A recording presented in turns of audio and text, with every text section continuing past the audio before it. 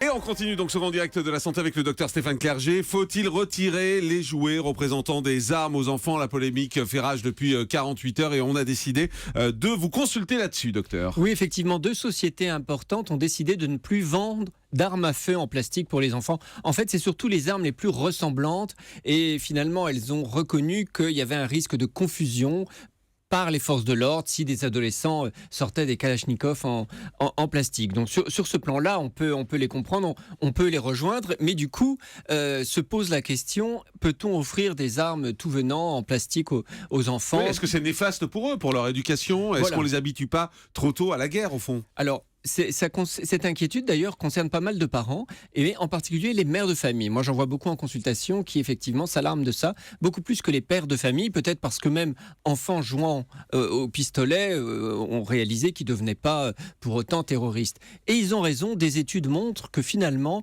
le fait de jouer avec des armes en plastique ou de ne pas jouer, ça ne rend pas plus violent. Et même au contraire, il semblerait que pouvoir jouer avec une arme en plastique aiderait finalement l'enfant à maîtriser, à juguler, à canaliser son agressivité. Alors, ça ne veut pas dire qu'on peut offrir tout et n'importe quoi et ça ne veut pas dire qu'il faut le laisser jouer n'importe comment. Il est évident qu'un enfant avec une arme en plastique qui tape sa petite sœur, eh bien on va intervenir. Un enfant qui avec son arme en plastique passe 10 minutes à tirer sur son frère ou sur son parent, on intervient. Ce qui est important, c'est de voir comment il joue avec. Finalement, l'arme en plastique peut d'ailleurs nous aider à repérer une anomalie de comportement chez son enfant. Mais un enfant qui élabore un scénario où finalement, comme j'ai pu voir après les attentats, il est lui-même policier et il va tuer des terroristes, ou il est lui-même... Oui, mais s'il est terroriste, par exemple, dans son scénario? Eh bien, c'est assez rare, mais c'est vrai que ça peut arriver, mais dans ce cas-là, c'est intéressant, justement. Et c'est vrai qu'il y a un pourcentage d'enfants qui veulent jouer le méchant. Il y avait notamment dans le film Spider-Man, il y avait un Spider-Man noir, le méchant, et moi j'ai reçu quelques enfants qui voulaient être le Spider-Man man. Et là justement, c'est intéressant, ça pose question, il faut rechercher ce qu'il y a derrière. Ça veut dire qu'il y a un dérèglement derrière, c'est inquiétant.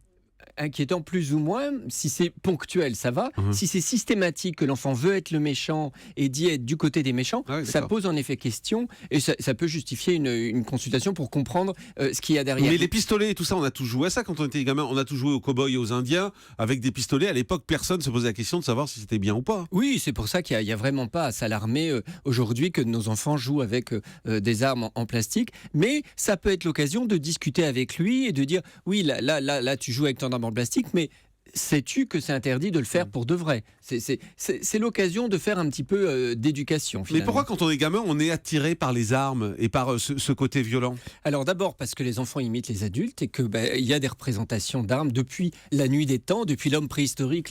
On utilise des armes finalement et donc les enfants font comme les adultes.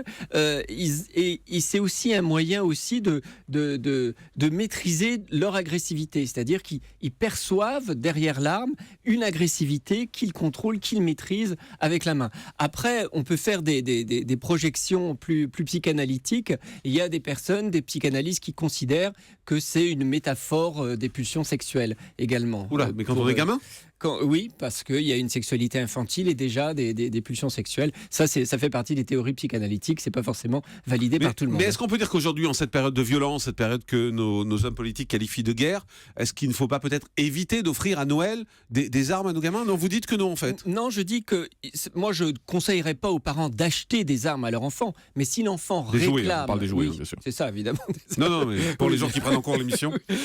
Mais si l'enfant réclame absolument, on doit pas se censurer, ça ne nous empêche pas d'offrir autre chose à côté, mais on ne doit pas censurer. Alors après, on peut effectivement offrir des armes qui ne sont pas trop ressemblantes, mais encore une fois, c'est intéressant. C'est étonnant, je pensais que vous alliez nous dire le contraire, en fait. Voilà, c'est pour ça. Je pensais que vous alliez nous dire non, les armes c'est pas bien, ça renforce le côté violent, c'est pas le moment, etc. Et vous nous dites tout à fait le contraire. Non, c'est pas vrai. La majorité des psychologues ou des pédopsychiatres pour enfants, je crois, sont de cet avis. D'accord. Et donc c'est pas lié à votre soirée bourrée en boîte. Hein. Vous le pensez vraiment. Hein. On le précise pour nos auditeurs. Merci, docteur Stéphane Clerget.